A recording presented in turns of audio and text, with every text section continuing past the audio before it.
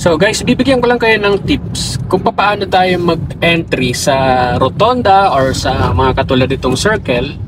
Din ang intention natin ay mag-exit tayo dito sa right side.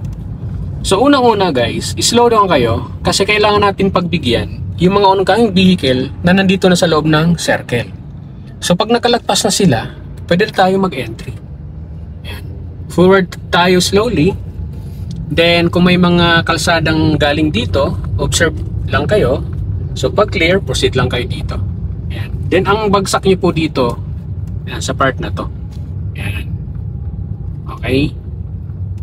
Ayan. So dahil merging po yung kalsada dyan, so dito muna kayo sa gilid. Ayan. Dito muna kayo sa outer lane. Ayan. So pag may intention na kayong gumitna, signal muna kayo sa left. Then pagka walang sasakyan, malayo naman sila, pwede na po kayong maglipat ng lane. So ang paglilipat po ng lane mga kaibigan, as much as possible, dapat may acceleration po. Para hindi po kayo abutan ng mga nasa likod or yung mga sasakyan na nandun nakasunod sa inyo. So ganoon lang ako mga kaibigan ang pag-entry sa mga circle or rotonda.